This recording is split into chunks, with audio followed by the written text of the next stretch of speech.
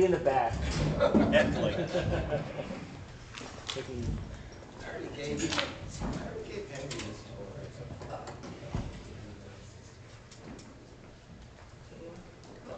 I'm just gonna bring this. If you would like a P3. Oh yeah, so we have some documentation about this stuff. Are we going? Yeah, let's do it. All right. How much time do I have? An hour? 5 An minutes. hour. Just kidding. And grab your mic. All right, everyone, let's give a round of applause for Manu Smith to show us all about the Multimorphic P3 system. Thank you. Okay, welcome here. This is the Looking Inside a Multimorphic P3 seminar that Emoto was nice enough to give me to do because I'm a P3 owner. So let's get started. I'm going to try and do this in an hour. We'll see how far we get. I don't think I'm going to be able to get to software, but people kind of want to see the physical makeup of this game. So, who dis? My name is Manu Smith. That is my actual name, Manu. I run a stream called Mystery Pinball Theater 3000. If you're familiar with Mystery Science Theater, it's because I'm a huge fan. And I have a pinball machine at home that I call the Mystery Pinball Theater. So that's what that came from. People call me MBT3K. It's on Twitch. I'll have links and stuff later. I am a husband, dad, I'm reading the screen like you guys. Husband, dad, video post-production person, pinball fan, P3 owner, streamer, and a YouTuber. But not as good as Erica. No, no. Close, but not as good. I also help out at Frigo Watch, which is in San Francisco, California, frigowatch.com if you are in the San Francisco Bay Area, the home of the most pinball in the Bay Area, also the home of San Francisco Pinball Department, correct? I'm embarrassing the owner right there, Matt Henry. Ha ha, gotta say that. San Francisco, not in the Bay Area. San Francisco? Oh, did I say Bay Area? You said Bay Area. You said most in the Bay Area. I guess That would Bay be Area. PPM. That would be the PPM. All right, Pacific Pinball Museum also, but I work with David Volansky and Michael Shees over the Pacific Pinball Museum. And I'm a virtual pinball enthusiast. Okay, so I built my own virtual pinball machine. The reason I bring that up, it has nothing to do with this, which is absolutely not virtual. But it is to say my stream and stuff came out of streaming virtual pinball, believe it or not. And then trying to do that at Frigo Watch to stream from there for one of the 57 games that exist there. The last thing is my biggest fans are Erica and Emoto, and there's no need to verify that with either one of them. Moving right along. You don't have to worry about it, girl, I got you. Who this ain't? I am not a Multimorphic employee. Let's be straight out about that. I am strictly an owner I own this particular game, which is Weird Al. I bought in at the Weird Al stage because Weird Al is one of my favorite artists. And I love the kind of innovations that Multimorphic are bringing to pinball. I'm also not an expert technician. I'm not a TJ, I'm not a Kyle, I'm not a Chris, I'm not a Volansky, I'm not even a Henry. I'm close to a Henry. Yeah. The reason I mentioned that, I do work on games. I'm kind of like a beginner intermediate operator. The only reason I mention that is because you don't need to know the deep stuff like node boards and stuff to actually have one of these games. It always helps if you have some skill in maybe troubleshooting, maybe working through a problem. But to use this game, just don't be scared, because I'm not a professional, right? Well, I kind of am a professional, but not in the way I'm trying to. Okay, let's move on. Anyway, you don't need to be a professional to do this. Right up at the top, I want to show you guys links. All these links I have gone to help me with my game. Multimorphic has a great support site. They have a YouTube channel which has tons and they probably video everything that they possibly can and put it on YouTube for you to watch. They have also an amazing Discord. So if you own one of these games, first thing you want to do is jump in the Discord. Every module has a channel. Every like tech thing has a channel, and there's amazing techs that are live on their Discord at the moment. I can pull my pocket out right now and probably get Nick on Discord to tell me what an issue is I want to fix. Amazing support. I do want to specifically point out this technology demo. Now, if you have 2 hours to kill, you can watch this demo, which shows in complete and exhaustive run-through of this game and everything you'll need to know about it. It's a 2-hour stream that Jerry Stellenberg and TJ Weaver did, I think in 2023. It's still, it's when Weird Al came out, so it's still, what am I trying to say? Valid? Relevant, thank you. It's still relevant. It's amazing. It goes over everything. I'm gonna go over a small part of that today, because I know you don't have 2 hours to watch that. All right. For those who you probably all know, but what is a multimorphic P3? So a multimorphic P3 is, kind of say, one cabinet rules them all, right? So I'm kind of the perfect customer for this, in that I have a garage. There's 2 cars in that garage. I only have space for 1 game. So I used to rent games, and then I bought a game or 2 from Matt, and then I decided to buy this game because it is a modular system. Okay, so as you can see in their cool, slick demo, I think, which was made by Steven Silver, you can change out the top third of the playfield, and now with the addition of Portal, the lower 2/3 has actual stuff in it too, and I'll show you guys how they do that. And you can run different games with different hardware. So Princess Bride is the latest one. Well, Portal is the latest one. Then there's Princess Bride. Then there's Weird Al. And there's Cactus Canyon, something Lagoon, Canyon Lagoon. Cannon Right. Lagoon. So you guys know, right? There's Drained, there's Heist, which is right here. This is one of the modules that exists on the system. Yeah. So this is kind of I'm the perfect candidate because I only have space for 1 game. When I want to swap games, I just take the old game and just stick it underneath. So there are a lot of multimorphic P3 owners who have, 5, 6, 7. I know one who has all of the games. And he made a special cabinet to put the module in and all that stuff. So there you go. You can look at this on their website also, on their YouTube. It shows you all the neat stuff they can do. We won't go too far into it. All right. So let's get to the nitty gritty. We want to look inside of a multimorphic P3. I am going to, we'll go back. I am going to now just yell because I'm not going to be able to hold the microphone. But, how else can I do this, Amanda? I have to actually do stuff. Volunteer for what? To hold the mic?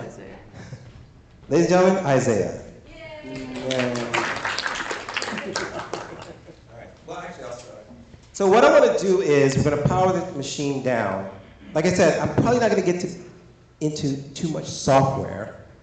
Between here and here, I don't know where to go to operate so many games. And we're going to take the glass off. Taking the glass off, same as before. This has the Williams lock bar. Not my favorite, but hey, whatever. TJ, do you like this? Yeah, it's fine. It's fine? TJ's a good guy. All right.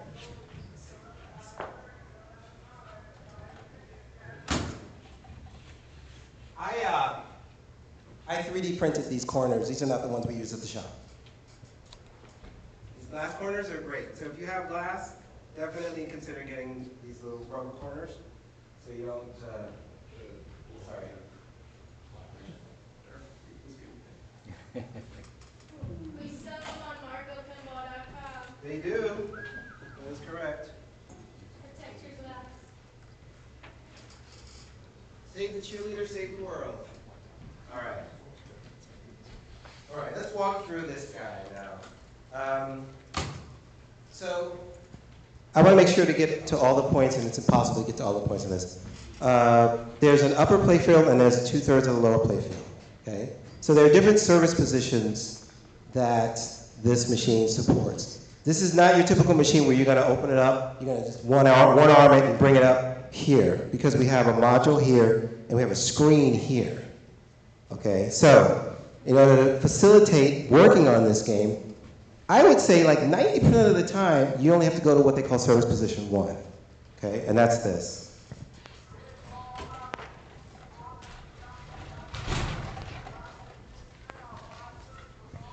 That's it right there. Okay, so this allows me to have access to the module in the back. As you notice, there is no shooter lane on this game. So they reclaim the space of the shooter lane to give you more space for the game. And the ball can be sent out. The ball can be sent out anywhere on the particular module that the designer decided to send the ball out. And I'll show you what that means later. But, and you can still have skill shots. So if the ball comes up, they can throw the ball around the orbit so you can see it very clearly. And then you can skill shot off of the top flippers, off the bottom flippers. There are multiple ways to do that. Okay. For Weird Al, I have to, and that's what we're dealing with right now. I have to take off this is kind of their first foray into lower 2/3 things, right? This wire ramp.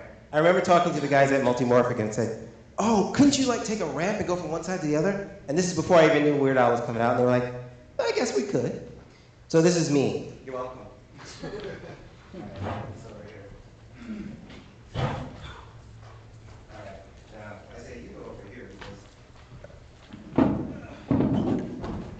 Once again, bye, Marco. Yay!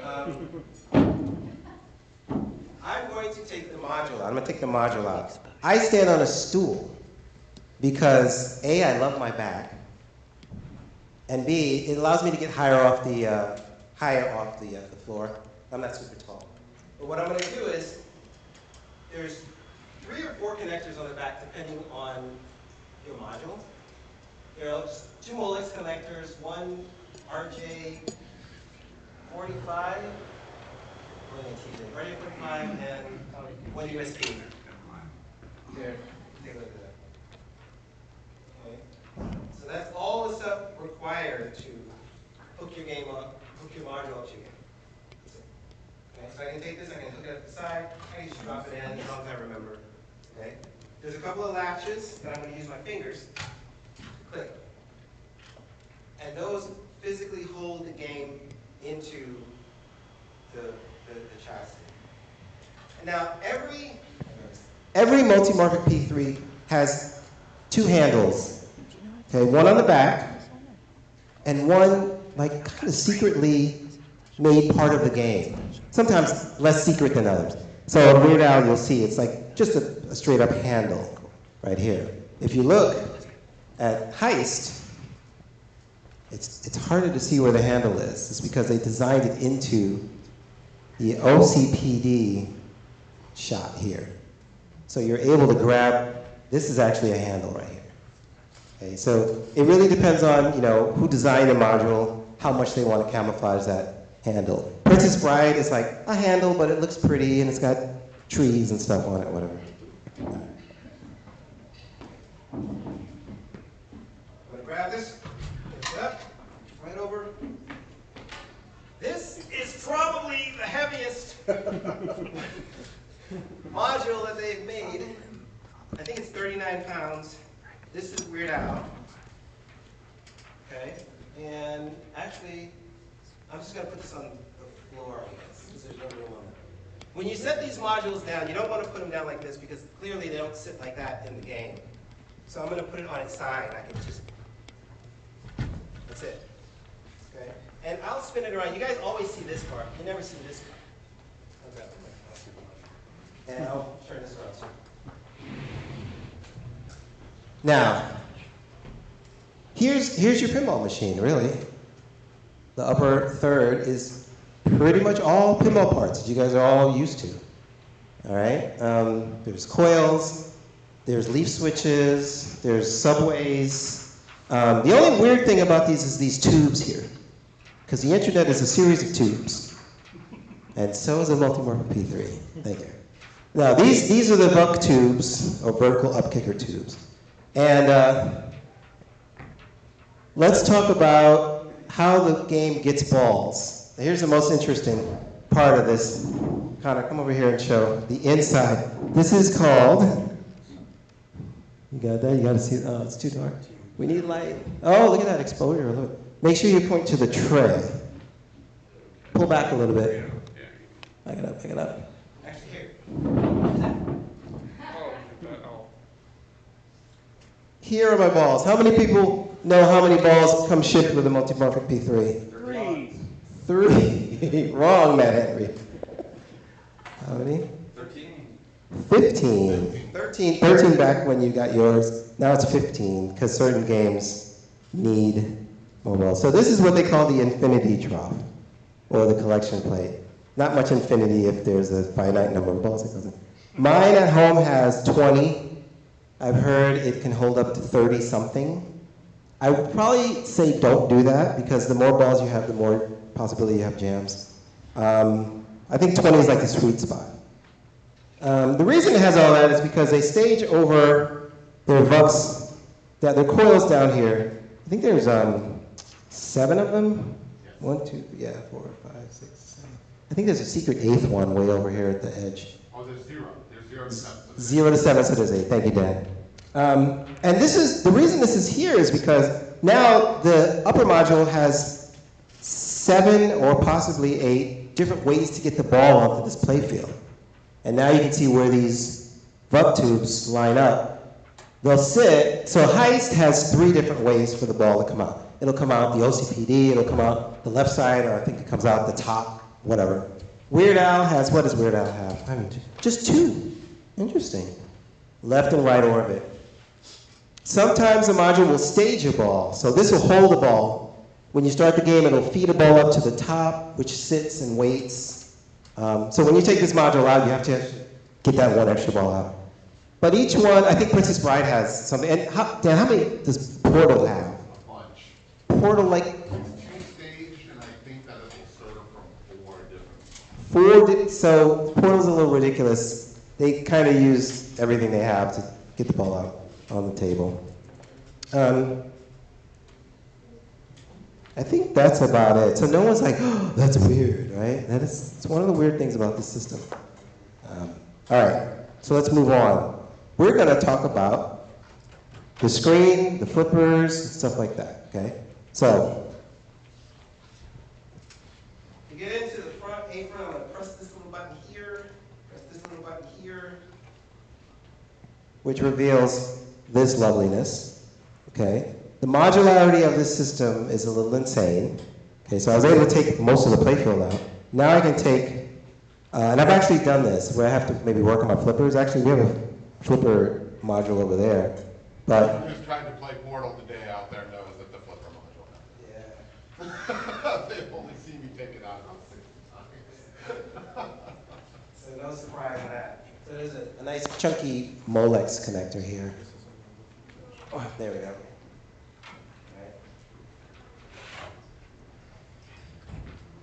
No screws. There's your flippers.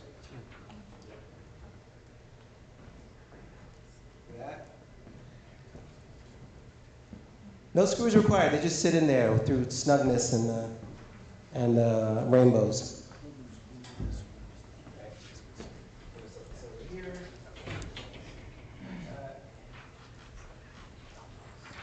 I'm wondering if I should just leave it, like when we're done, just leave it in the open state, or if you guys want to see it. You would reverse this to put it back together, but I'd actually like for people to come up and take a look at how it kind of looks, so maybe we'll leave it open depending on time. Okay, so the next thing I'm going to do is let's take out the screen. Well, there's 2 parts to this. There's the actual screen here. Okay, now Multimorphic suggests you take the screen out and the I guess it's like Lexan or Plexi or acrylic. I don't know what this is actually. I should have looked it up. Easy cleaning. You need to clean this guy? Take it away. Walk. Go, get your Novus 1, 2, 3. I'm not going to get into that battle today. And clean.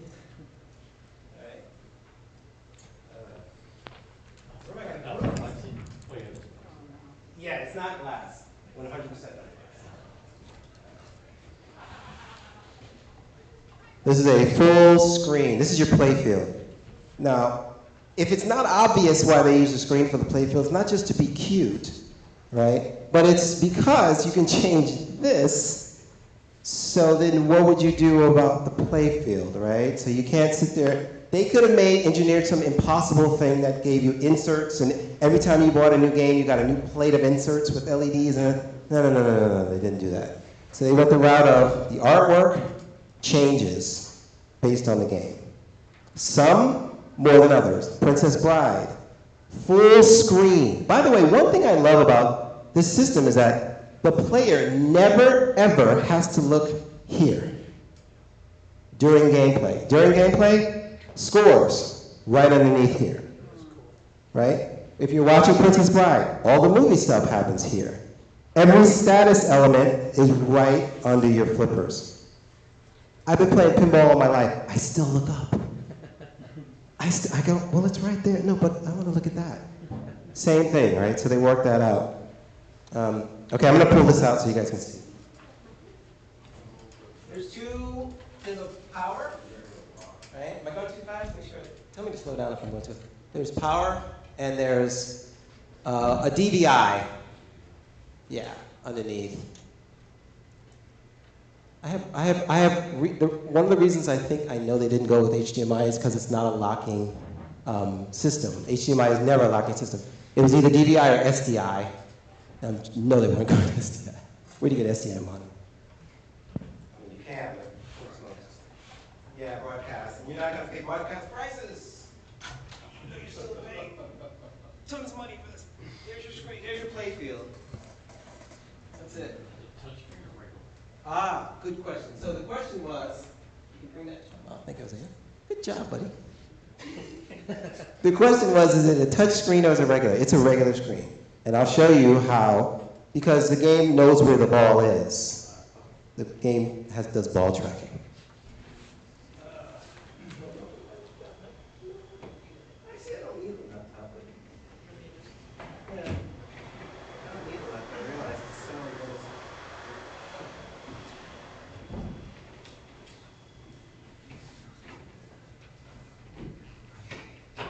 So, yeah, the question about touchscreen. The ball knows, the game knows where the ball is, and that's because of these opties that run all the way down the edge of the game. And if you were to come up and look, you can look down this channel and see the whole line. Here they are, yeah, the whole line. So these see each other, they triangulate, and then they know where the ball is on the screen. So once again, depending on the person who design the game, you know, if you have games like, one popular game is called Barnyard, and it is an application that works with pretty much any module you buy, and little animals walk across the screen, and the object is to run the ball over the animal and kill the animal. And it goes, moo! And it is, if you're a P3 owner, A, you have to buy that game. It's required. No, it's not required. We should buy that game. Also, kids love it. So that's my son's favorite game. Because it just serves up balls until a certain time, until there is high score. There you go. There's also another game called Rocks, which is like asteroids. You can just blow up the asteroids. Games like Final Resistance is really cool because Scott Denisi, when he designed Final Resistance, he decided he wanted a standard pinball playfield. So he took the screen and he made it as static as possible.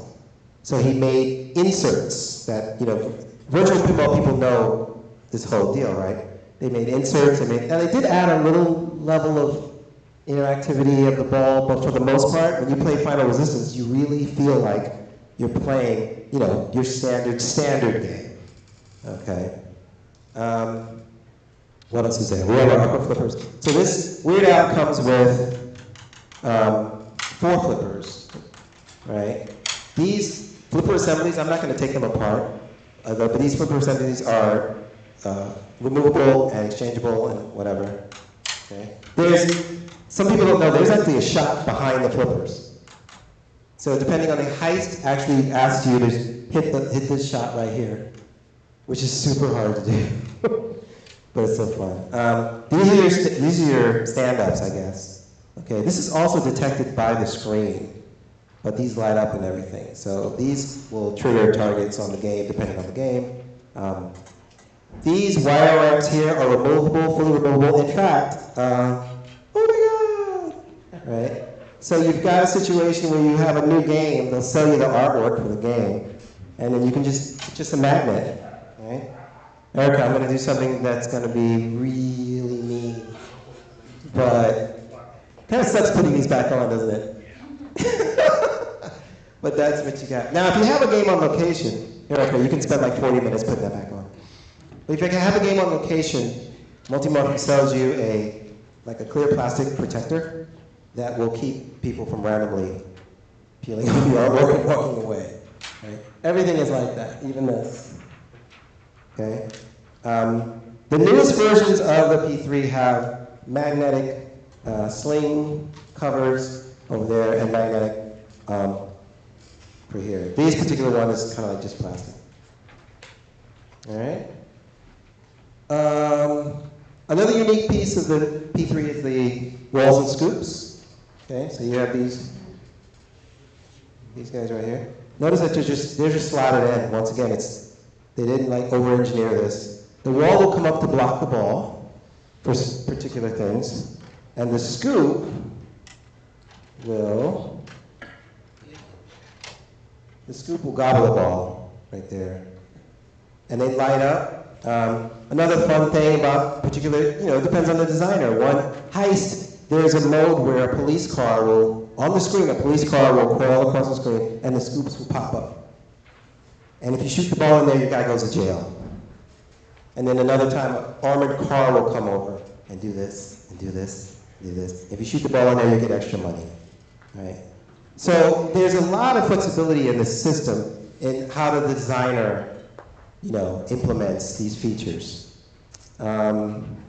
These are adjustable also. You can stick a little screwdriver. There's a set screw that'll raise and lower them. They're also adjustable in the game software. A couple other things I'll show you is the other service positions that you might need to go into. Oh, by the way, there's the ball trough here. Talk about not over-engineering something. What's this look like to you guys? PVC, exactly that. It's basically a PVC pipe. They're like, how can we get the ball from here to here in the most expensive way possible? Let's just get PVC pipe, let's go, all right. This works well. One cool thing that they did say is like, if you ever find this to get dirty, don't clean it, just rotate it. Okay, so that's only gonna last but so long, but hey, you could do that. Service position number 2. Now, these are service positions you don't normally have to go to. This will come forward again. Right there. Now, this is way easier without the module, and they also suggest if you're going in this service position that the module should be out. Okay, whenever I have to go to the service position, I also take the screen out, I take the acrylic out, I take the flippers out. It doesn't take that long, and as one person at home, because if I'm going to do it any other way, I'm going to have a person with me. But one person by myself, even though I work out, and I know you guys are impressed, this ain't happening with all that stuff in there. I got real ethic right there, right? This ain't happening. All right, so this will allow you to access some more things. You can almost access the flipper modules. Take a shot of these. These are modular also. These are your flippers. Okay? People say, well, why did they decide to put 3 buttons when 1 button will suffice? Well, number one, part of the Multimorphic team says, having a stage flipper is partly it's a manufacturing thing where you can save money. You don't have to cut another hole, add another flipper, add another switch, add another this, add another that, right? But also, it's a matter of because they can, right? So the red flipper is the main flipper. Sometimes you use the white flipper, and very few games use the flipper. But these are just more access to flipping games. Also, someone who's a genius, like I mentioned before, Scott Denisi, came up with a flipper module. Now these are removable. Pop it, you unscrew some things and you take the thing right out and you walk away with it. Scott Denisi designed what he called low profile. I call normal profile. But he calls low profile, which give you these buttons flush to the cabinet. So if you're interested in that, everybody who owns a P3, I say, and we have to put Erica's in because we didn't put hers in yet. I say buy those because for me personally, I think it feels better. It feels more like a real, like a standard pinball machine if they're not sticking out. But that's that. All right? All right, one more service position. This is your standard that everybody kind of knows about, right? So you go up. That's my cool. Guess who forgot to take balls out? This guy. That didn't sound like 20. No, it wasn't, which I'm afraid of. TJ's looking at me like right now, like, you are not an expert. That's why you leave the upper playfield module in. So you got to take the balls out. Hey Isaiah, can you grab these? You got to take the balls out. And what's funny is like Nick over at Multimorphic gave me a note and said, look, when you go to the next position, make sure the balls are out. That didn't sound like 20, because there's a few over here. So anyway, I'm going to leave it like this for now. So now I have access to my walls and scoops servos. Okay? So in the original P3, these were all coils, and these just push the walls and push the scoops up. Right? And then in the P3 version 2, they switched to these servos. Just for a little sexier kind of, right? Effectively did the same thing, right? The coil goes up, the servo goes up. There's no state in the game where it's like, it's gotta be halfway, otherwise the ball's not gonna, no, it's just not the thing. To work on this though, you do have to take the entire thing out. But it's pretty easy. This is Rebecca's, not Rebecca's, this is Erica's, who's Rebecca? I think it's somebody else. Some other gal that I fixed the game for. No, this is Erica's game. When we got it, like 2 of these were out. Really simple, easy parts to buy on Amazon. They're like $12 each, right? And it took me 20 minutes to just do the whole set. And so now you have your, you have your node boards and everything, so like similar to a regular pinball machine. Here are your coils for your VUKs. 1, 2, 3, 4, 5, 6, 7, 8. Yep, Dan was right. There's 8 of them. And inside the cab's just standard, right? There's your subwoofer, a couple power supplies, no boards on the side. That's about it. How are we doing on time? 30 minutes left? Maybe we could get to any questions, by the way, so far that maybe I can handle, not being a Multimorphic employee. Yes, Matt Henry. So you were mentioning those barnyard games and stuff like that. So those are just regular folks that are making those games and submitting them to P3, and then what? They get approved, or they could just go right to the user and bypass P3. Right. So Matt's asking a question about applications that exist on this machine. So there are. I'll just go back a step and say each module you buy, you can download, once you install the module, you plug in the USB and the game goes, oh, this is Heist, or oh, this is Portal. And the USB in the back will remember the game and also store all the settings for that game on the USB. Then it unlocks the game for this, which would be Heist or Widow, it'll be unlocked. But there are other games that developers can write for the module. You can write a game that just brings up all the walls and scoops and doesn't care about the module, or you can write one for Heist. So there's actually a really wonderful game for Heist called Dungeon Door Defender. It's insanely cool, and it basically gives you, for I think $199 or like $250, you get a whole new experience. You get this module, but a whole new game. It's like a tower defense, roguelike, fun thing. there's a bunch of them. I think Erica bought all of them. But as just a person sitting at home, right? If I want to write a game for the P3, I can. There's an SDK that's freely available on their site. I think it uses Unity, and they have a framework that already has everything kind of written. Most of the things you're going to need, multi-balls, switches, all the stuff. The base stuff is already there, so you can write your own game. There's a guy on my Twitch channel who goes by the name of Kind of a Big Neil. He wrote a game for Heist, okay? When you write a game, you do have to submit it to Multimorphic because they have to approve it because it goes in their store. But you get to set the price, I think, don't quote me on that, but the prices are all in the same area. They're all between like 149 to like, I think 250 for the development of a full new pinball game, right? And they have to approve it. But what was nice was he wrote this game. It's really fun. It's called Young Martial Artist. It's really fun. It's really cute. And he just gave it out for free. So if you bought Heist, you can immediately download Neil's game and now switch between the two games. So every module, I think, has 1 or 2 or 3 bits of software that you go, I'm tired of Heist. Let's load up Young Martial Artist, give it a flip. Barnyard, stuff like that. Give it a flip. Yeah. So that's their ecosystem. It's kind of like an iPhone, but bigger. Any other questions? A little heavier. No, we're good? Does the free game have advertisements? Next question.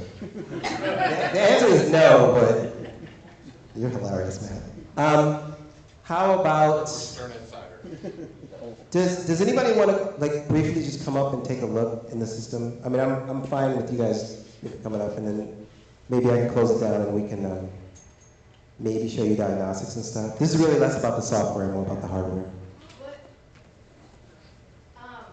they have any live streaming support capabilities for the screen? Yeah, so the question was, do they have any support for like streamers? And actually, which is crazy is that they do. Certain games have Twitch integration, which is hilarious, because they're trying to think of everything over there at Multimorphic. So Heist has Twitch integration. You turn it on in the settings. You say integrate with Twitch, yes. You sign into your account, and then silly things can happen like and Weird Al also has it. So Weird Al, if you're playing, I have a Twitch stream, like I said, Mystery Pinball Theater, and I'm playing the game. If I enable Twitch integration, they can, for free or pay bits, you can set it. That you can charge them or it can be for free. They can reverse your flippers on you. Like right from chat, exclamation point reverse, and then the screen goes whoop, reverse. I'm like, you guys! And they can invert the flippers. They can black out the screen so you can't see which shots you want to do. Everything is destructive to you as a player. Thank you, Multimorphic. For Heist also, there's the ability, they can send you an armored car, which has all the money in it, so you can get to a multi-ball really fast. So that's what my viewers do. They go armored car, armored car, armored car, and I get to the multi-ball. So, or they can say police. One little secret thing too is if you see me streaming this, or if another streamer like Buffalo Pinball streams this too, and they have Twitch integration on, if you type moo in chat, your game will go, "Arr!" and you freak them out like crazy. Yes? Oh, a question on that. You have to have OBS running simultaneously when the first OBS has nothing to do with it. So I can just do it all straight up from there. Yeah, as long as you're in a Twitch chat, right? As long as you're in a Twitch chat, you can send these commands. And the game. I mean, as a streamer myself. Yeah. So would I need to be running? I mean, that's apart from just telling my streamer to go live. Can you integrate OBS with Yes. the streaming element? Yeah. So OBS is just a display, right? So as you're watching the chat, they can type it, and they're talking to Twitch's API, which talks directly to the game. So you could use OBS, you could use. Use that as an image capture and then do all my overlays and whatnot. Exactly. Yeah. Basically just give her an excuse to come out my product.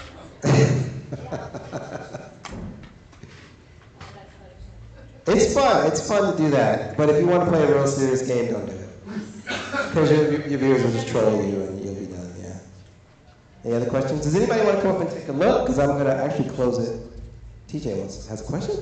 Oh, wow. Are you going to help get this up for stairs? Yeah, we're going to borrow your stair climber, TJ, if you have a minute. Oh my God, you do have stairs.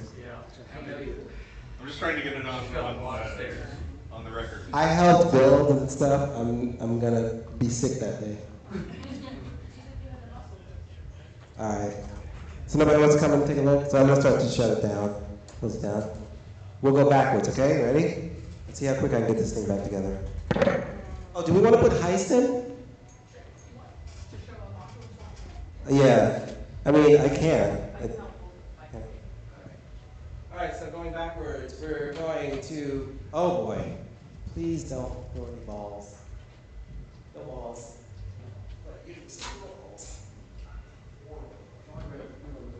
And that sits right on the lock bar right there.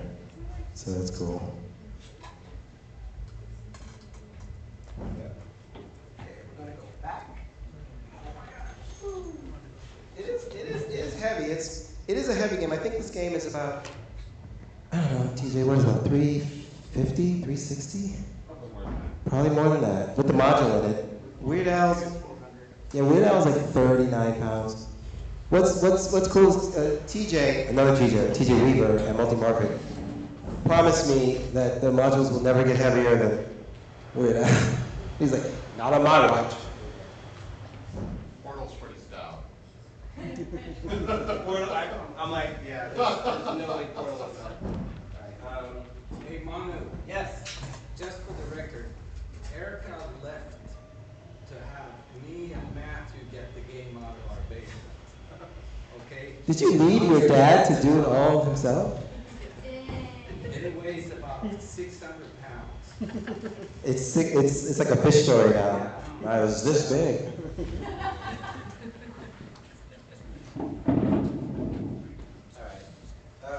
Here, let me put the screens back in. Now I'm on the spot. Somebody put a timer on me. Okay. Oop. No, you can't help me.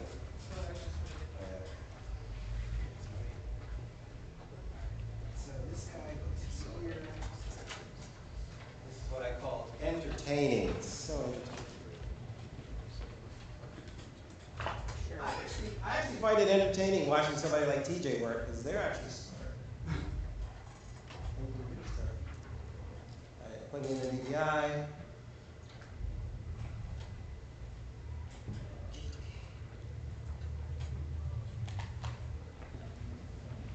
Back.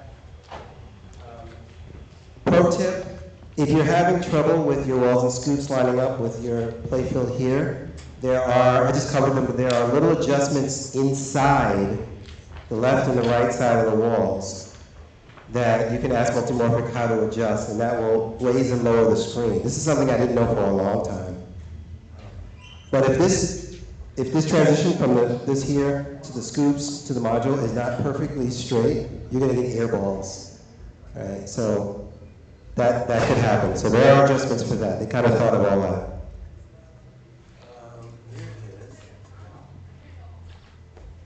Erica, this needs to be cleaned. It was played yesterday, so. Tell them that it was inadvertently thrown on the floor. Flippers. We're going to do that swap after this. Okay.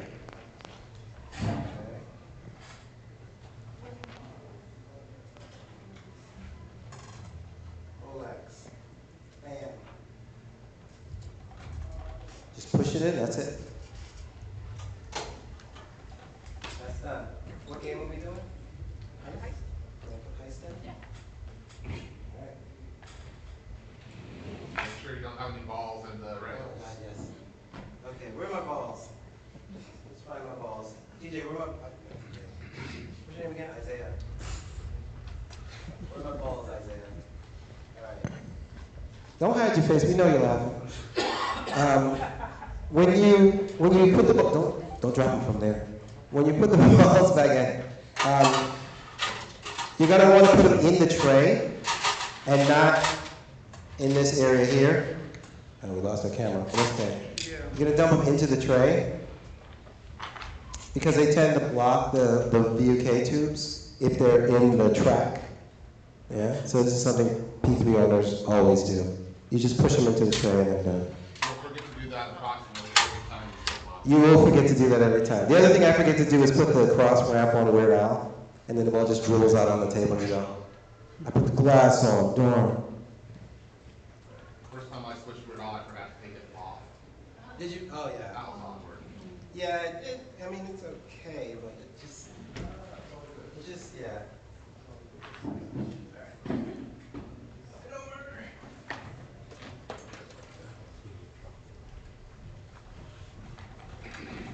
Thank you.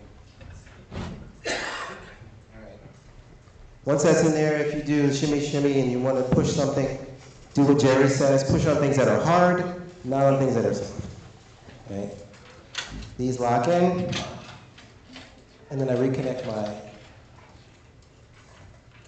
For heist, once again, it's just 3 connectors. This RJ45, I think is used for screen-based games like Lexi Lightspeed. Do you have a Lexi? Yeah. So I think this goes with the screen on Lexi. All right. This one's actually way easier. This, thank you. If it's usually written on the module. This says, always power up, blah, blah, blah. On the back it says install 15 balls. So I missed it, but it'll tell you how many balls. This looks like the lock bar on a standard machine. It'll tell you how many balls.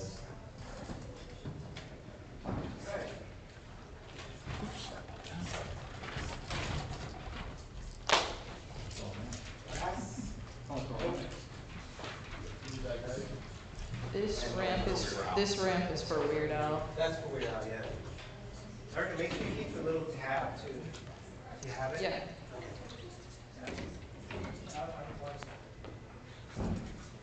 That is it.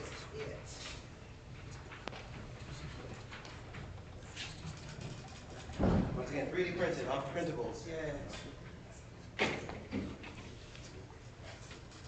All right.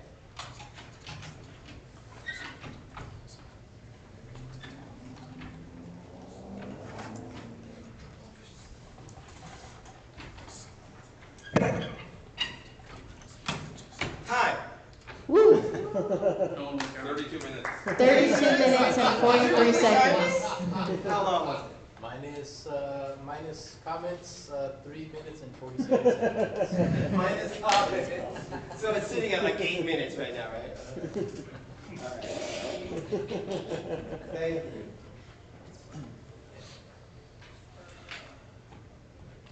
All right. When it fires up, you'll hear the ball stage back into the trough. So the game fires up and it sees all the balls kind of not in the right place.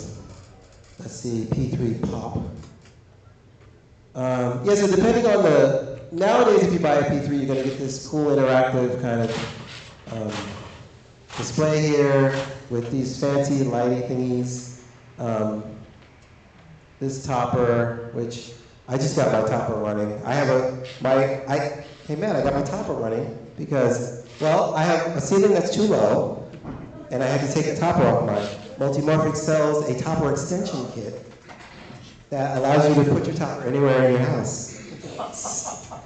It makes sense, right? Because you have multiple games, you have multiple toppers. You can daisy chain, I think they said like 10 toppers. So you just have toppers all over the place. And each one will light up when the game starts.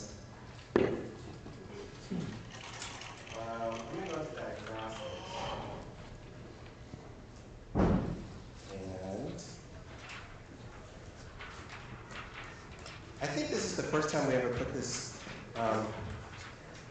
in this game, yeah. Oh, that's not gonna come off because that's, yeah. So I'm not gonna go into an extensive diagnostics thing, but the diagnostics in this is pretty insane. Insane good or bad, depending on who you ask. Very detailed, so you can see it sees where all the balls are staged. You have all your different tests. Right? You have your switch tests here, so you can see nice switch history, which everybody has. You test your coils and flashers. And actually, I'm going to go to the drain of the UK, because I think there's some balls in there. Yeah. See that? Yeah. It's doing a hard time. Okay. So you can test all that stuff. You can test all your lights. And the game knows all the base stuff. Here's all your walls and scoops. Right? Oh, so that's what a wall looks like. That's what it's like. And here's the ball tracking. And it's too bad that I put the glass on, but if you were to run your finger across this, those lines would triangulate and find your hand. But I know we're pressed for time, so. And then you guys saw this. This is the underplay field stuff that you can test. Right? Yeah. Oh, it's like, where's the ball? Here it comes, here it comes, here it comes. Wait, here it comes. And there it is. Oh. And then each module has its own settings. Right? So this will tell you where the crane is going.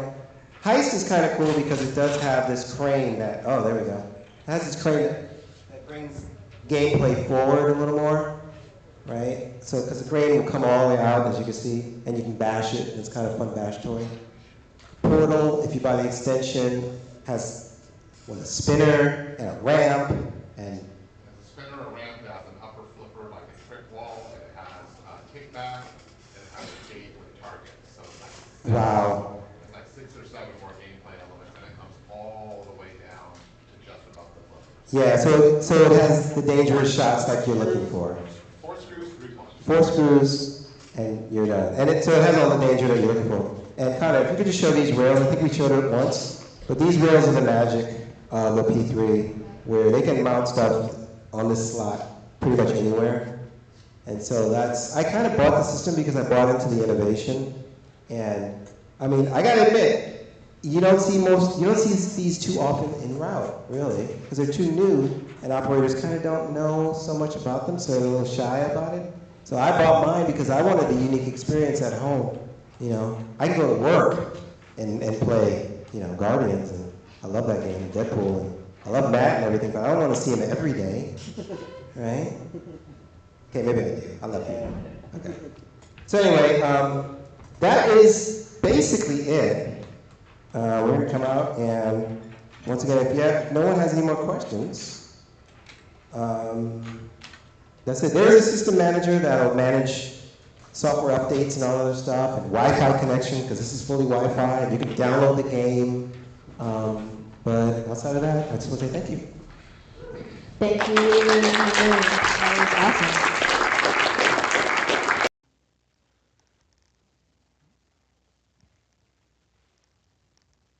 Remoto, are we go? Almost, we're rolling. We are recording this, everyone, so it's going to be on Marco Pinball's YouTube page. There we go.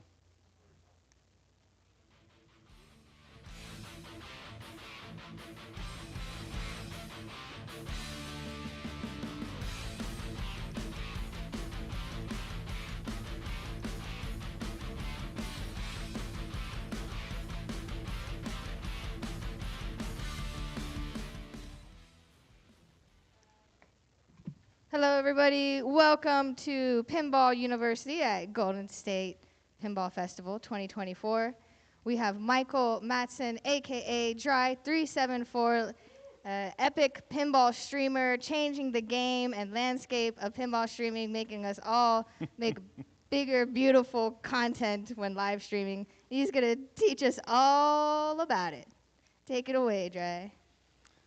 All right, thank you so much, Imoto, and thank you, Marco Specialities, to be able to run these seminars here. My name is Michael Matson. For you who don't know me, I go by DRI374 on Twitch, YouTube, and all the social channels out there. I don't have a gigantic following or anything like that, but I'm kind of nerded out on pinball streaming, and taking it to the next level. So I kind of need the slides on up on the thing there. It's coming? Yeah, there we go. So these slides are available online. You can kind of, because the resolution is a little bit weird here, and some slides might have information on it that you can't see, so you can just scan the QR code, and you can kind of sing along on your phones if you want to do that. Yes, and also there's a link at the end as well, so you will all be good. And so a little bit about myself here. The picture you to see here is my absolute first streaming setup. I built it in 2020, and the thing is, I kind of took everything I had at home and kind of assembled something that would allow me to put a camera above the play field. I used a laptop camera from my work laptop to kind of get the player cam in. I had a USB kind of webcam that I just put in front of the screen, and like the frame that you see, probably don't see here as well, is just a green screen kind of backdrop, and that worked perfectly. So the only thing I bought for this setup was actually the playfield camera, right? And everything I kind of had lying around, like the microphone and stuff like that. And that would work pretty well for a while, but at the end of the day, I'm one of those people that sort of like, oh, I can improve this, right? And long story short, this is sort of what the setup looks like today, right? And I basically, so this is my home rig, right? And that is completely separate from what you see here. Like this is the pocket rig, right? This is the one I go to places and do streaming, right? So this is kind of like a fixture in the garage. And I'm also always like building something new, and I'm always like trying new things. I'm helping others build the streaming rigs. I built the rig for Lynn's Arcade. It was meant to be my rig, but they was just like, no, we want that. So all right, I'll like, take it then. And we're off, right? And at the end of the day, what I'm going to give you here, if you're interested in this, is just like I'm going to give you a recipe on how to drain all your spare time, right? Because I have so much time and money invested in this, and I just want to do this like gigantic brain dump of all the things I've just like acquired, all the knowledge I've acquired from people here to get started with streaming, right? So it's kind of divided into two pieces. And there's a ton of content in here, so I'm just going to try to talk really fast, and hopefully we can have like a Q&A towards the end, right? The video is kind of covering the text in the slides there, Yamamoto. And then we can kind of, and I'll be here for the rest of the show as well if you want to kind of have a one-on-one conversation on like whatever you're doing, and I can totally help you out with that, right? So let's talk a little bit about the. Oh, now the slides are frozen, or no? The screen is frozen. All right, we go. Yeah. So if you want to put my kind of picture-in-picture, put it up along the up in the upper right corner, because it's not going to be anything there. So if we go and talk about the anatomy of a pinball stream, you obviously have the game and you have the players you want to capture, and you want to get the playfield in there. You want to capture the score, the audio, and you might have other game elements in your game that you want to capture, right? And it kind of depends on like what your aim is as a streamer. If you want to showcase the game, or if you're going to do tournament streams, it doesn't really matter what's going on the playfield besides the kind of overhead camera, right? Another kind of important aspect, if you actually go into stream pinball, is that you pay attention to all the live online interactions that you can create and add value to your stream after the fact that you got it set up, and all of a sudden you can have Twitch send you notifications, and you can have embed chats and stuff like that. There's some really cool things out there that you can incorporate into the stream, right? And all these different elements here is going to go into some sort of output. And this is a kind of a picture that I found online about Slayer on a rock concert. And this is like the closest I can get somebody to relate to how it is to stream pinball, right? Because there are so many elements in this frame that recollects exactly what we're doing, right? Because everything is loud, the lighting is dynamic. There's things there are like audio that you hear that you don't want on the stream, and it's really difficult to capture good audio, good voiceover, and all that, right? So, and this frames it perfectly, right? You have the composition, the lighting, and the timing here is just perfect with all the flames coming out of the stage behind Tom Araya here, right? And why I just picked this particular image here is because there's a little detail in this picture that is super important, right? One of these Marshall amps have a microphone just like stacked on the speaker, right? And if you want good audio on your stream, that is the way you do it, right? Exactly like these guys do it. There's no other shortcut, right? And we can stand here and argue that, oh, if you do direct capture of the game and yada yada. I mean, do you want 50 wires coming out of the game when you want to move the rig over to the next game? You don't, trust me, right? So this is the absolute best way to capture your game, right? And most games today, they have a cabinet speaker as well. Some games have like really cool stereo effects, and then you can take 2 mics in. Laser War is like super fun to stream because it has like flipper sound, left, right, right? So you can make it as fun as you want it. So we kind of start at the basic, when you think about, all right, so I got my pinball machine, I'm going to start streaming pinball. And now you want to kind of think about how you want to, what you want to put your cameras and stuff on, right? And I kind of have like this 3-tier kind of model of how you want to think about this, right? So the first DIY kind of starter kit, right? Take what you have at home, and the coat rack, the master of the coat rack is sitting right here, right? Or you build it with PVC pipes. You take some old frame that I had, and just figure out how to put the camera there. And this is actually one of my colleagues' constructions here, and you can't quite see what it is, but it's made of furniture-grade PVC pipes. There's $50 worth of material in there. Oh, I'm not supposed to walk in front of the projector. Yeah, all right, so yeah, sorry about that, it will come back. And it was a super clever solution. It's really lightweight. The problem with that solution is that it's so lightweight it gets really flimsy once you start hanging lights, cameras, and mics on it. It gets really wobbly. But for this particular setup, it works great, right? Because you kind of put this playfield camera, you kind of mount it on the game, and just have a simple overhead camera. It's just perfect, right? And he just want to stream, he doesn't even stream. He records his game because he does game restorations, and he want to kind of show off his work, right? It's perfect.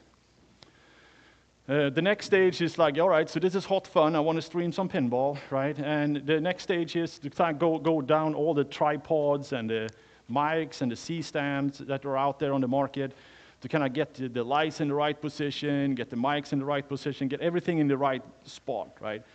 So if you ever watch the Dead Flip on Twitch, right? He basically carries around 20 tripods or something like that in his setup, right? And that is how he produces his stream. I prefer something, it's called a C-stand. We actually saw, there was a C-stand here. I saw a C-stand. There's a C-stand right there. Those chrome stands there, that's a C-stand.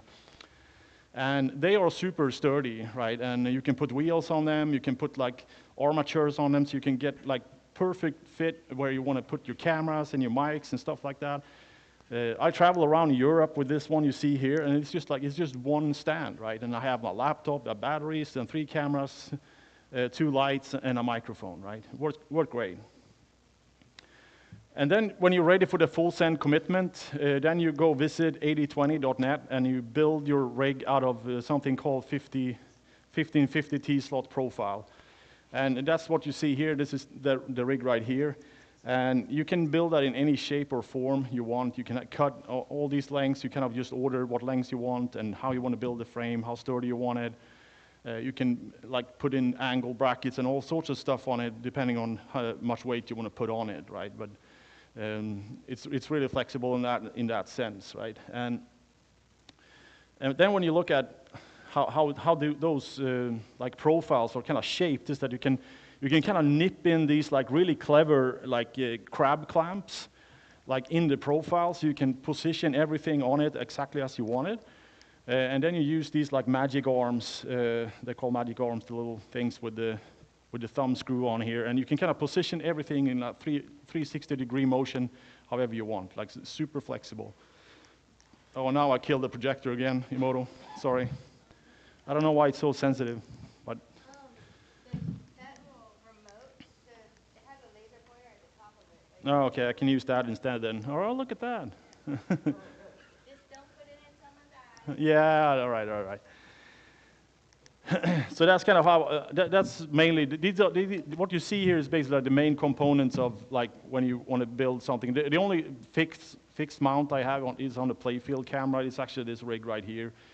And that is just because I want the mount fixed in a sense that it doesn't move, because these are kind of a little bit juggly when you kind of move it up and down, and it's not as important on like the playfield camera and the Talon camera. It's just important for the playfield one. Another thing when we talk about pinball streaming, this is like the second thing you need to think about, and that is lights, right? I have all these people coming on the stream. Your stream looks so good. What cameras are you using? It's just like, forget about that. It's just like, if you don't have good lights on your game, it's going to look like absolute like shit, to be honest, right? And it's also like, okay, I can even read what it says on the playfield, and that is the one that depends, right? Then, okay, if you have a really good camera and you can kind of read it says skill shot there, then okay, you have a good camera, right? But when I made this presentation, I went on Twitch and just watched the different channels that were running, right? There was 2 tournaments running, right? And this is what I saw. This is 2 different games, and we can almost like play a game. What games do we think it is, right?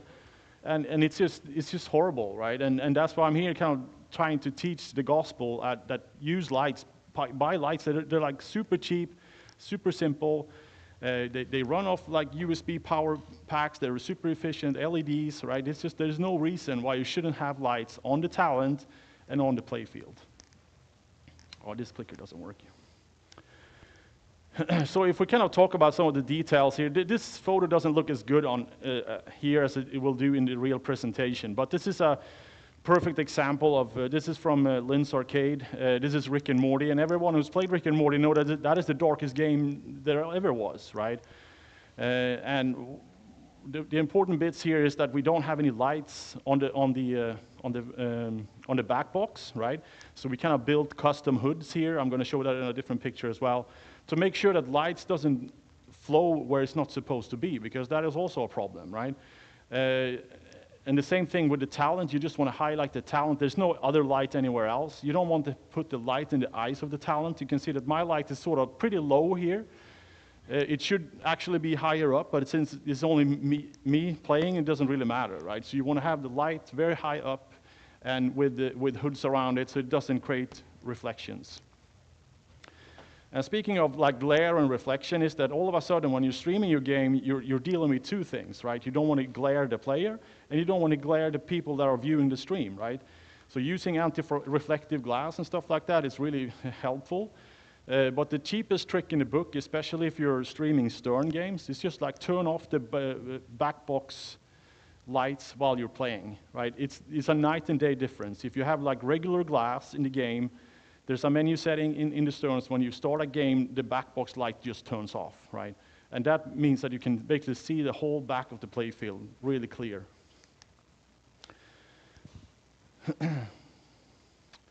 So there's kind of 2 models on how you can kind of put the lights on your rig, right?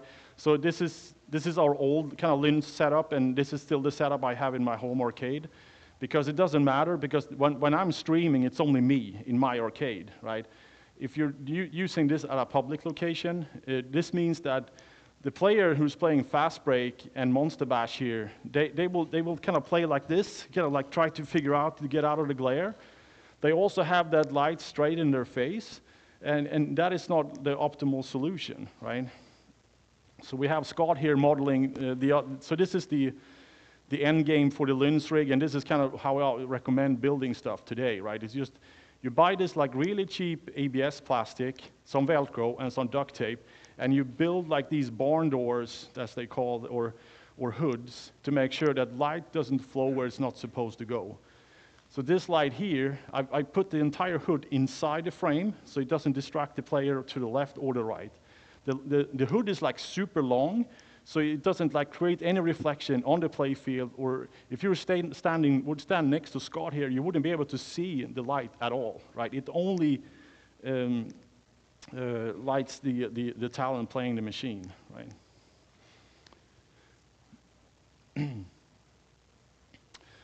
All right, so then, okay, we got our lights done, right? Now we're going to go to the camera selection, right? And there are 2 things that kind of sets the cameras apart a little bit here, because you can run with like standard USB cameras if you have like a fixed setup like I do here.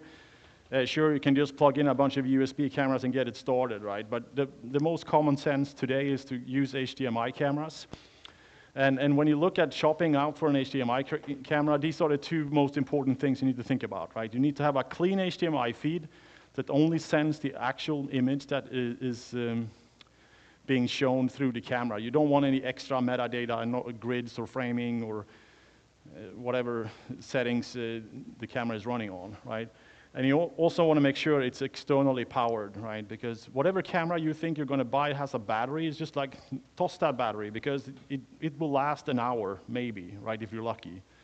So if you run it like on USB power banks, like I got down there, you can run a camera like this for probably 24 hours, right? Before you need to change it, right? And if you have a powered rig, I can run this both powered and on battery, and then it will just run forever, right? Then other handy things is like 60 frames per second is very important, especially if you're capturing the play field. Otherwise you get ball trails and stutters, it doesn't look very good. If you're capturing the score display or the talent, 60 FPS is not like super important, but it just makes everything look smoother. And there's a caveat here as well, that just because you get a 60 hertz signal out of the camera doesn't mean that the camera is doing 60 FPS, right? So you need to make sure that you have the right shutter speed for the camera to produce a 60 FPS. And some cameras are just lying their necks off. Like if you have an old GoPro, for instance, that will just be 30 FPS, right? I think GoPro 12 and newer actually do true 60 FPS. You want to have a quarter-inch 20 thread so you can mount it. Otherwise, you're going to be there with your Velcro and duct tape and zip ties, and it's not very pretty. Optical zoom is something that you're very handy to have, especially on the playfield camera, on the scoreboard camera, so you don't have to move the camera to kind of reframe. And then we kind of start getting into the business of things that are not as important, right? You want to, let me just step back here. Yeah, the swivel screen is kind of practical when the camera is kind of hanging upside down above the playfield, so you can kind of see where the framing is. Stereo mic input is if you want to capture like high quality audio, you cannot use the microphone that's built into the camera, so you kind of need to split those channels out. And like you see on this setup here, I have one mic that points to the talent and one that points to the back box. And in this case, these cameras are USB, but they also can run through one of the camera stereo inputs if I would run that rig wireless. Cold shoe is very handy because then you can mount mics. As you see that the mic is mounted on the back of that camera, it sits in the cold shoe. It's just very practical because all of a sudden you get a free mount. Filter threads. I have a filter on this particular camera here. I was playing around with a polarized filter, but these filters are very good in the sense that they also protect the lens, right? And they're easy to clean, and they cost like $5 on Amazon. So you just like put a glass on there to protect like the mechanisms and the lens itself. And good manual settings, I'm sort of like a little bit like, should this be more important than a bunch of other things? Because that is sort of key to get like a very consistent image on your playfield, right? And having manual settings for the shutter speed and exposure are the top two priorities that you want to figure out if the camera has, right? Because if you have the shutter speed set at 60 or more, then you know you're going to have 60 FPS coming out of the camera. And if you can fix the exposure, that means that you can capture the image on like a new stern externally, like it almost looks perfect, right? Because you set the exposure so the whites and the blacks look good, and you will capture the video just perfectly. And that also goes for the playfield. If you have like auto exposure on the playfield and you have like somehow like the camera figures out, oh, there's a light there, I'm going to adjust my exposure to that particular light there, and it just blacks out the whole playfield. Or vice versa, whites it out because it finds a black spot that it want to kind of fixates on. Exchangeable lenses is sort of practical as well. I have exchangeable lenses on all my home stuff. This I only have like the Talon camera. I have a super wide lens on that is an exchangeable lens, but otherwise that's not as important. Large sensor, having a large sensor on the camera or having a sensor that is kind of optimized for low light conditions. So kind of look that through the camera spec when you're shopping around, because then it will fight less with dark spots and stuff. So there's some more camera selection tips here. Yeah, so I'm just going to skip through this slide. I'm sort of a little bit behind here, but a few kind of key takeaways here is when you point the camera to your talent, for instance, you kind of want to make sure that the settings on the camera is to kind of reflect good skin tones, right? Because that is another kind of thing that I see when I watch other streamers. It's just they just kind of put a camera and put it on the player, and they kind of put it out of frame, and they're all whited out, or it's like too dark, and it just doesn't look like that's a human playing the game, basically, right? And one thing that a lot of people do, they kind of, if they don't have a wide lens or a filter that can make a wide angle, is that you just rotate the camera in portrait mode, and all of a sudden you can kind of capture the whole framing with the lockdown bar and the entire player. But that's just preferences. The autofocus is sort of like with a question mark here, and it depends a lot if you want to use autofocus as well, because the autofocus kind of struggles, like if you, again, a new stern that you're kind of just shooting the back box on, it's perfectly angled to catch reflections that are further back at the venue, right? So the camera will kind of find something in the reflection, oh, I'm going to zoom in on that now, and all of a sudden the whole screen is just blurred out. That's mostly where that kind of plays in, and having like the cameras I use, they have a little manual wheel. It's really easy to kind of just have it on manual and just adjust it when you move it. And some cameras have like just an autofocus where when you position the rig, and it's really simple to just click that and it stays there. It's like a manual autofocus, basically. That's what it is.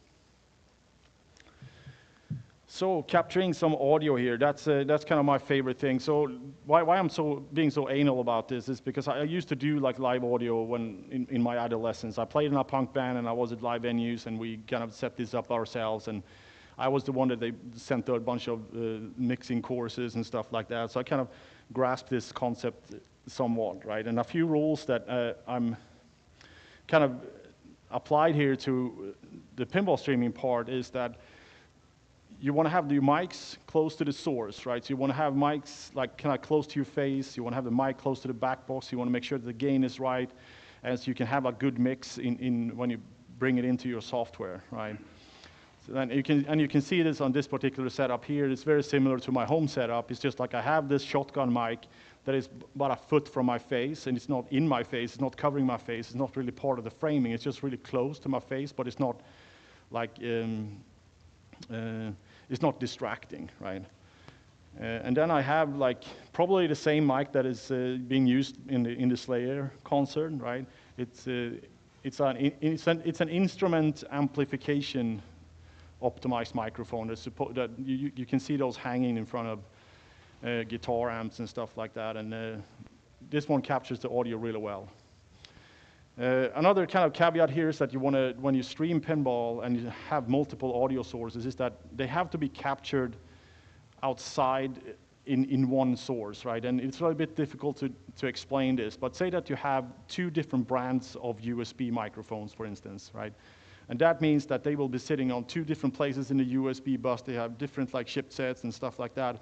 And once it comes into your mixing software, which would be OBS or something like that, is that they will be slightly out of phase, right? And it doesn't matter how much you kind of play around with the sync offset in OBS, you will never nail that 100%, right? Never. It doesn't work, right?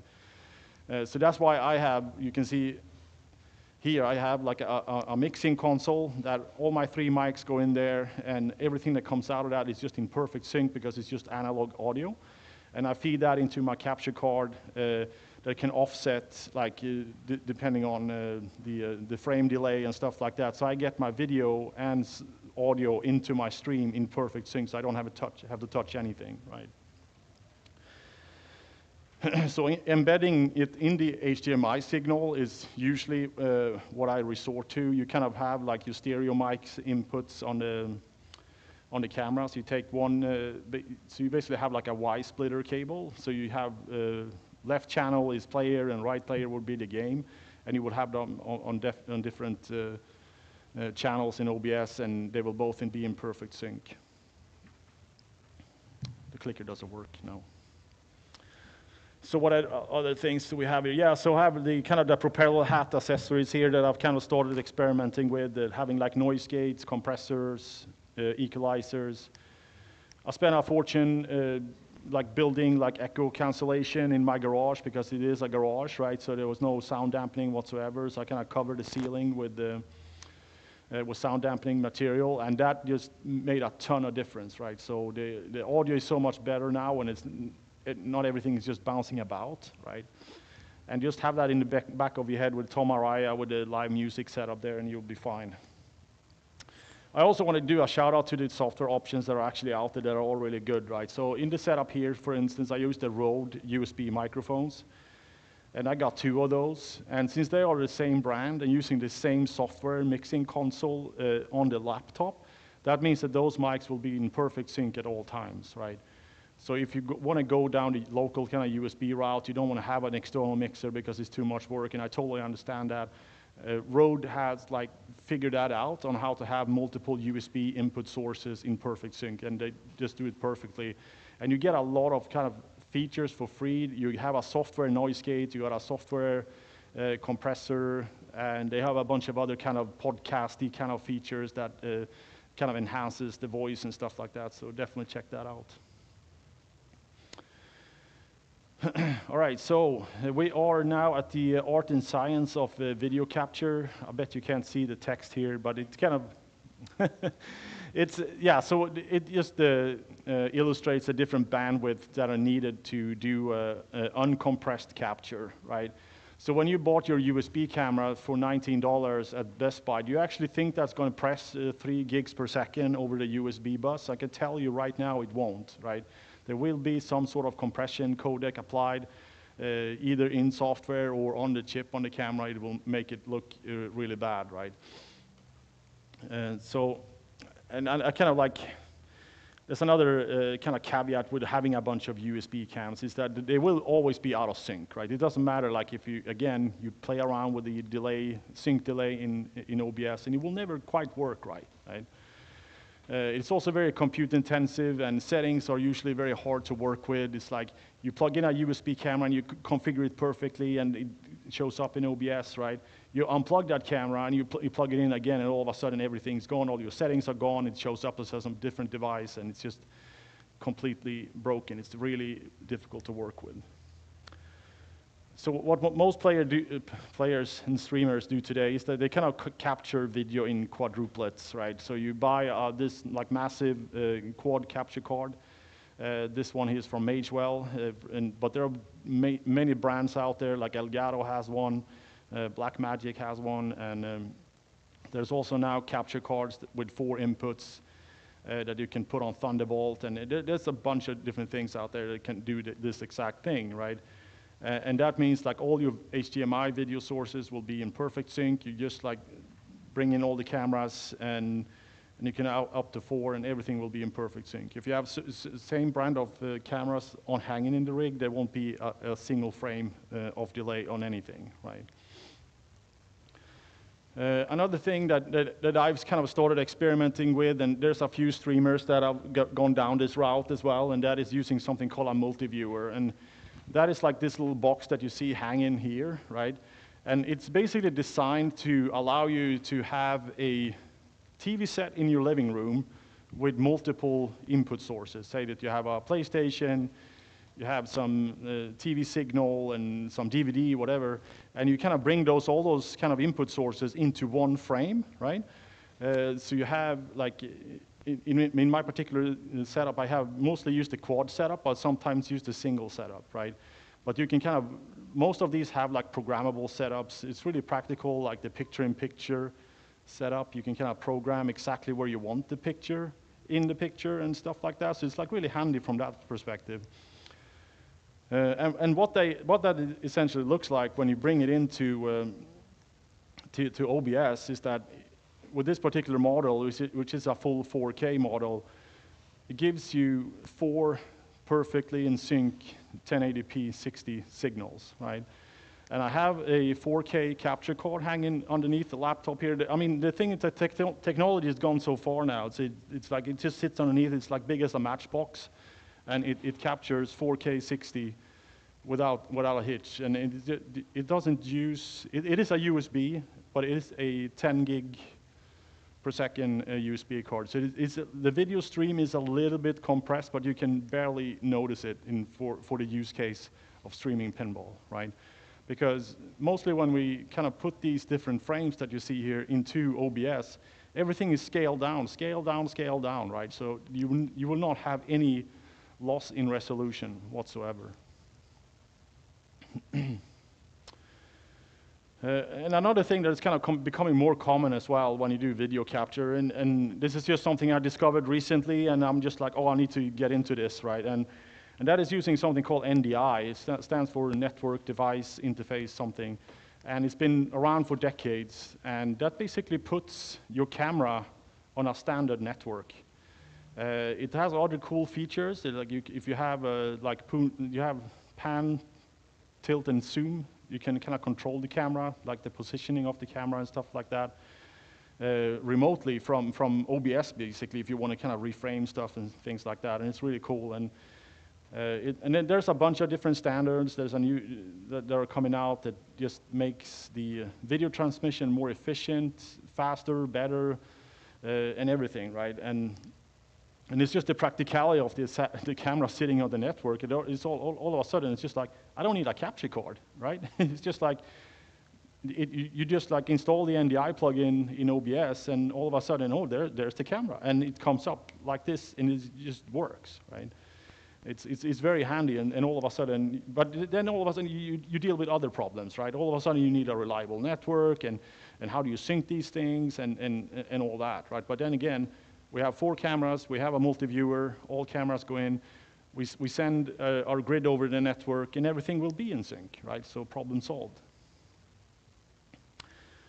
So this is kind of my tournament setup that I run with right now. So I have my multi-viewer hanging there, I put an NDI encoder on the rig, and then I have like an access point up here, which is a standard off-the-shelf kind of, what is it, like a TP-Link kind of access point that then have a counterpart sitting at the broadcast station. It's very handy. I'm just going to leave this slide in the deck here as a reference if you kind of want to do like direct capture from a stern. This is all you need to know. It's nothing I recommend because these boards are like super unreliable and they're quirky to install, but if you want to do it, I'm just going to leave the slide here. Yeah, I mean, that's my ratio of them, seriously. I mean, I have one that works absolutely perfectly, and then I have like 4 or 5 that kind of work sometimes. So I don't know what it is, and sometimes you reboot them and it works great, right? All right, so let's talk about the different type of computers for streaming, right? So what I have sitting in my rig here is a Mac. I don't recommend starting out with a Mac because you need to know a lot of things internally, how OBS works, how efficient everything needs to be built, right? If you just buy a PC and throw an NVIDIA video card on it, like all your problems will be solved, right? Like off the bat, right? NVIDIA is the gold standard in video encoding, hardware, GPU video encoding. I'm going to talk a little bit about that later, but there's a lot of more practicalities with running PCs, especially if you're kind of starting out. The drawback is that all these like gamer laptops and desktop PCs, and once you start encoding video, it kind of sounds like a jet engine kind of starts taking off next to you, right? And that is like the one thing that kind of like just priced me out because I'm just like, I don't want unnecessary noise. The same thing with my quad Mageville capture card I had in an external PCIe case to Thunderbolt.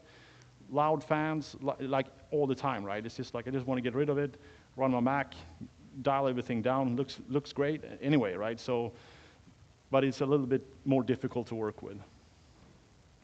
So I have a few notes about the MacBook route here, and I kind of don't recommend people going down here. And the biggest caveat is that you cannot work with a 4K canvas or workspace in OBS. I'm going to go through OBS, a few basic things there, but that is just like, it's completely priced out, right? Because you're so close to the maximum frame delay for rendering that it's just like if you you get a Slack message and the frame starts to stutter, right? So, and if you have a PC with an NVIDIA graphics card, it's just like, it doesn't matter, right? Yeah, I'm going to talk about OBS stats later. Right, so now we have all the gear.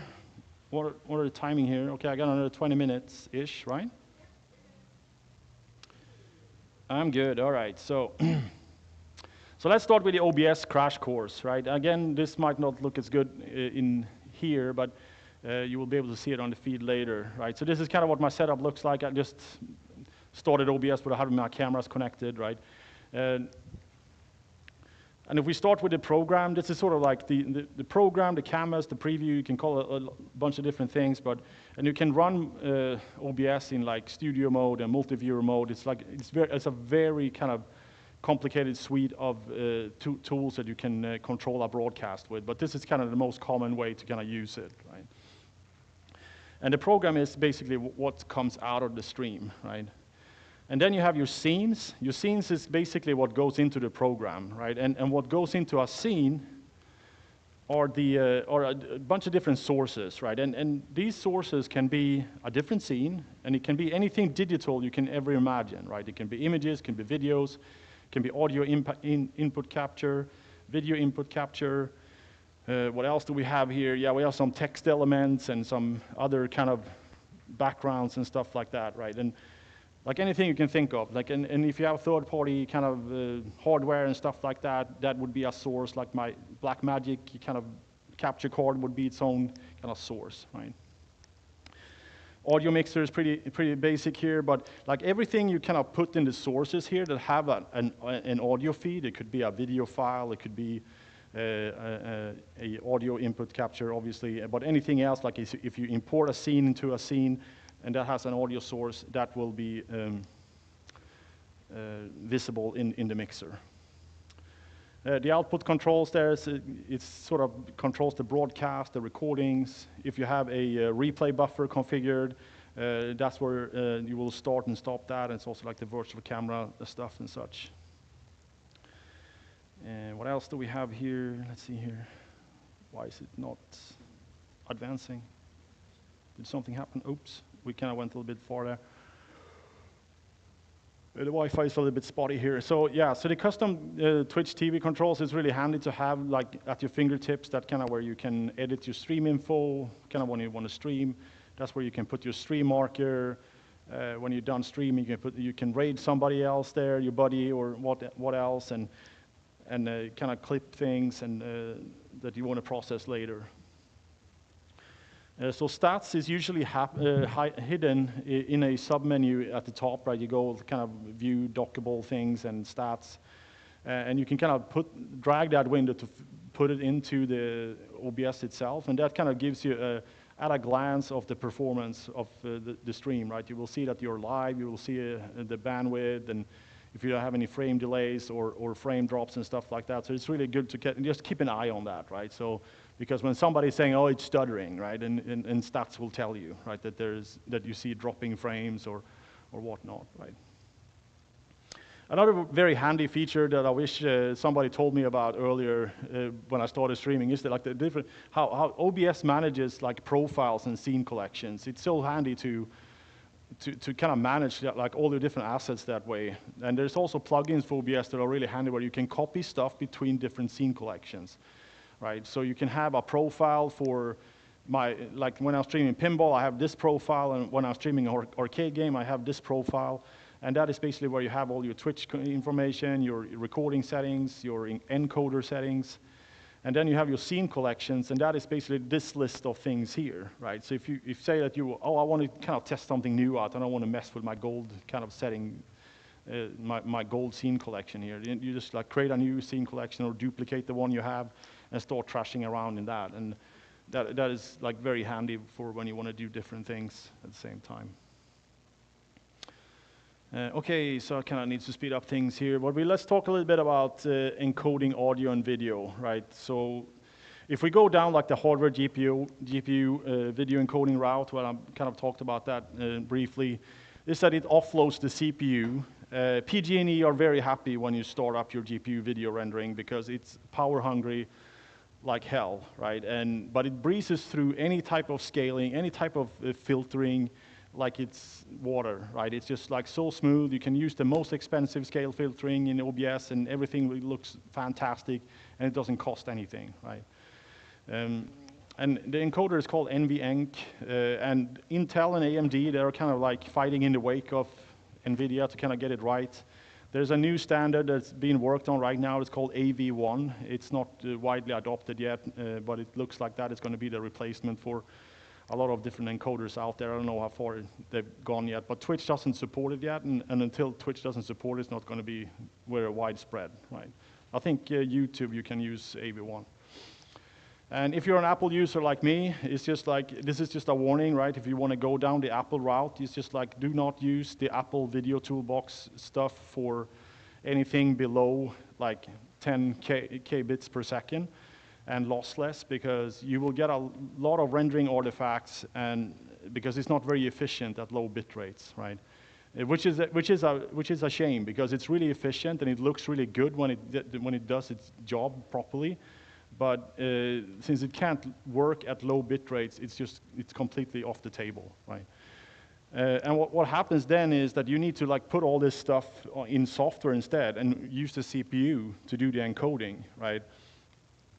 And the X264 is a really good software encoder. It's well vetted. It's been around for decades, but it burns CPU cycles. And once you kind of get into the business of scaling and using scale filtering and such, it gets really expensive really fast, right? So if you use the most expensive scaler in OBS, like GPU-wise or like processing-wise, you will see the frame delay will just like start fluctuating in 20, 30s millisecond, right? And you need to kind of scale it back by cubic and by linear to get rid of the scaling artifacts, right? And then that's what I'm saying, that you need to like run the stream and be very efficient when you're on Mac. You cannot like kind of just throw things at it and just like fix it, because it won't, right? And it won't look good. So, and when it starts kind of stuttering, it gets expensive. It's just, yeah, it's not very good, right? It's a shame, but I'm hoping it's going to get better over time, because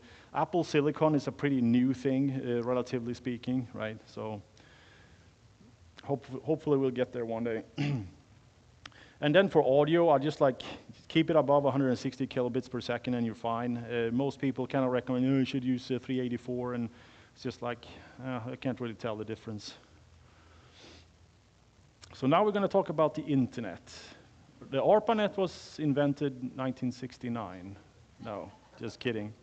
What we actually need to know here is, if you want to run a 1080p stream, which is the most common way to run a stream, if you have access to 12 megabits per second upload, that is you're absolutely golden if you have 12 megabits per second. But then you're like, all right, but Twitch bitrate is 6K, so why do I need 12? It's just like you need the extra headroom for when your buddy takes a picture and he sends it off to iCloud, right? If you're entirely alone on that upload bandwidth, sure, you can dial that down to maybe 8 megabits, 7 megabits, and it will kind of work smoothly. But if you have anything kind of competing for upload, you will see stuttering and stuff like that. It doesn't look very good. I think partners can go to 8K. Is that the true, Manu? Yeah. But that comes kind of with a trade-off as well, right? Because then all of a sudden your kind of upload needs to match your viewers' download, right? So your viewers might actually get stutters because they don't have enough download bandwidth, right? So I think we kind of struck a pretty good balance at 6K. And you have less bandwidth, so I'm probably going to get a bit of flack for this afterwards, but the way I like to scale back quality is that I drop the frame rate first. Yeah. And then kind of, because that will give you the biggest difference.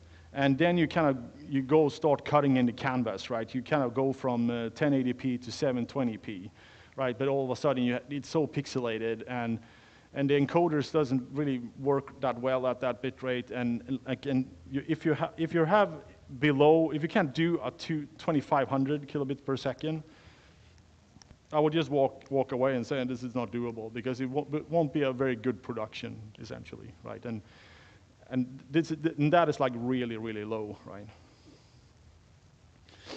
So there's different ways to measure your bandwidth. I usually use fast.com because it kind of produces results pretty quickly. You can use speedtest.net. But if you want to like troubleshoot streaming, the absolute best method to do that is to go to inspector.twitch.tv, and then you go into OBS and the streaming settings, and you click test, and you can hit start streaming, and your stream won't be live. It will go to Twitch, but it won't be live. And you go to inspector.twitch.tv, and you kind of do your streaming. You have your cameras, you switch scenes, and you kind of play pinball, right?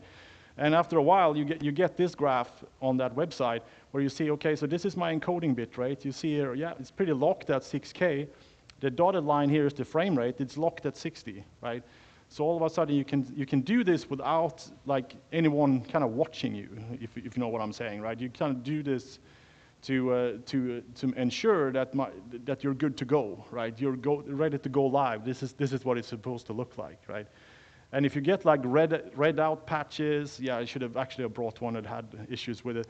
You get like red patches, you get dips, you get frame rate dips, and you get encoding dips. And the thing is, it might not be the bandwidth. It might be actually something wrong on your end, right? So if you get like frame drops, but you don't have any errors in the Twitch upload, you just need to pull out stats on OBS, and you will see that, oh, encoder is not getting video fast enough, or you have the frames are not rendering fast enough to provide 60 frames per second, right?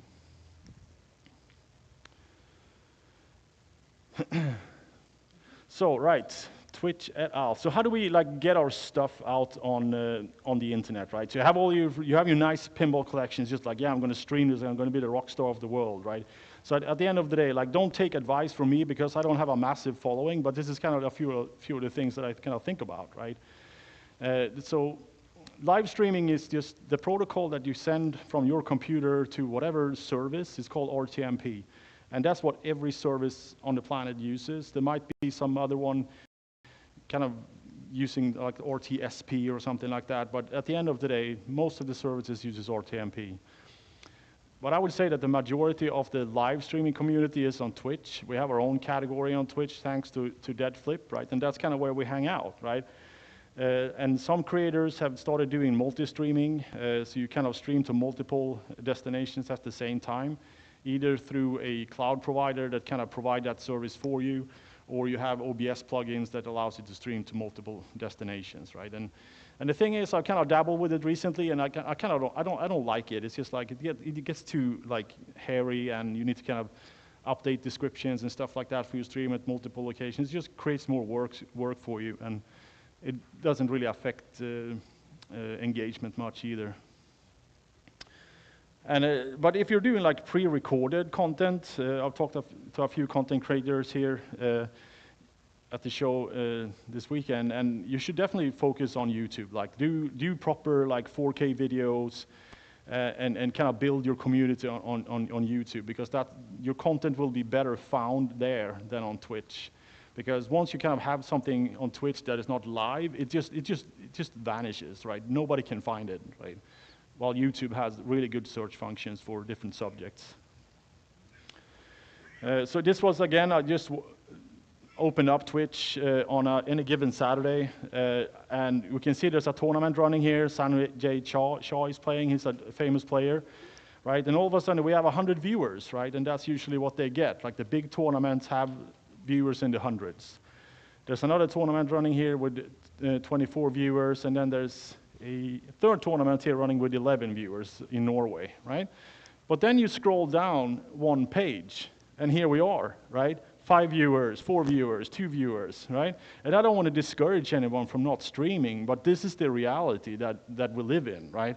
Because mostly you are streaming, talking to yourself, creating your content, right? And you need to figure out a way to kind of drive more engagement, to create more interaction with your viewers, and build your community that actually tunes into your channel. And I'm just saying this, I'm just trying to give myself this advice a little bit, right? Because I'm not quite here.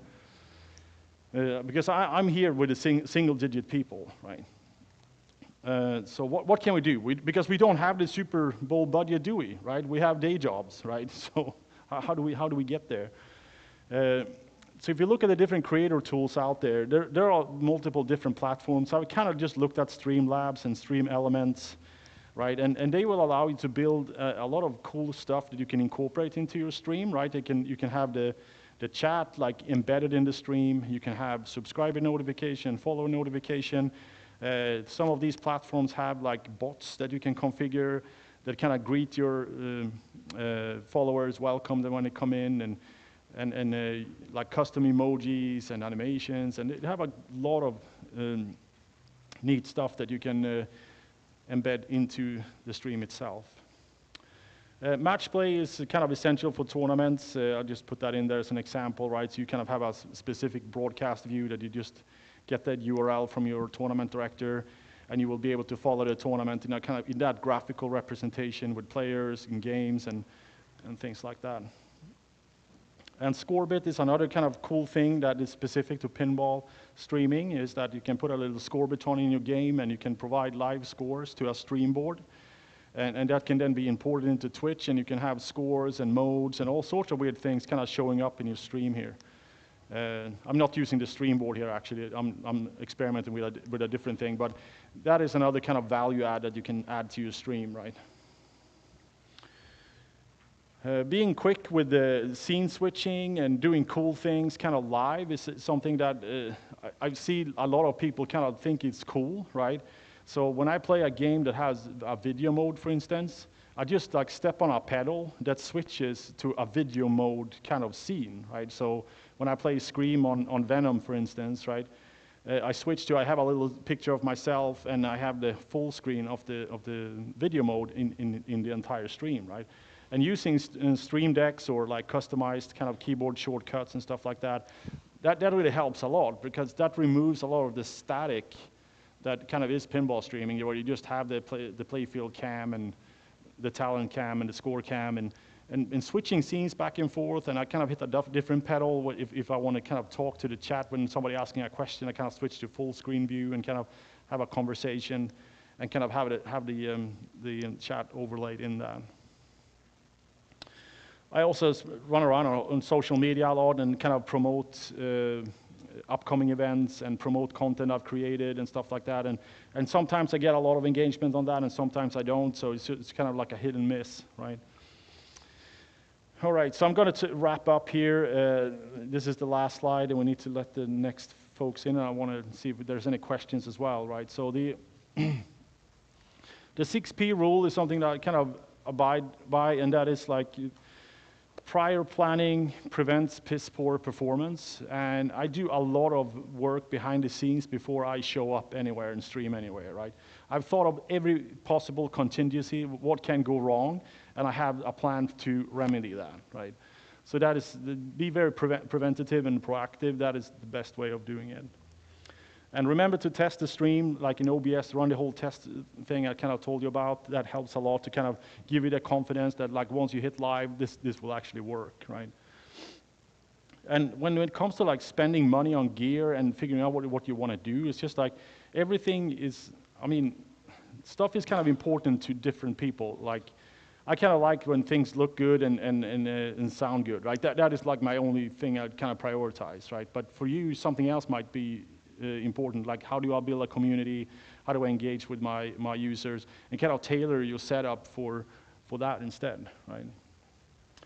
And remember the Slayer photo in the beginning. That is just like, have that in your back of your mind. You're going to be Tom Araya, and this is going down, right? And have that confidence, right? And there's a thread on Tilt forums. There is a URL kind of embedded in the presentation. That is kind of where all the tech nerds hang out and kind of help each other out. Like if you have a question,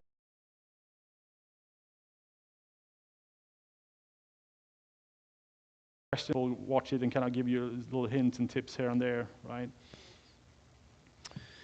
And I think, yeah, good luck and have fun was my last slide there. But I also have, if you need equipment ideas, you can find that on my website. It's the dri374.live/gear.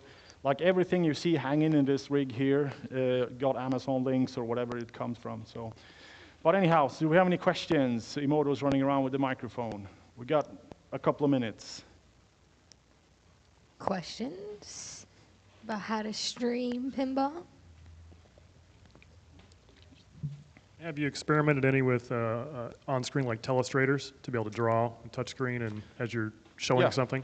Yeah, absolutely. Telestrators is a pretty cool topic. Yeah. So the thing is that I'll kind of categorize that into the kind of tournament streaming category because that's mostly useful when you kind of sitting commentating on a stream and want to kind of basically you draw on the stream, right? If you want to showcase something. And there's a plugin, especially if you're running Windows. There's a plugin that's pretty simple to install, and you can kind of just use your mouse to kind of draw things or use a touchpad.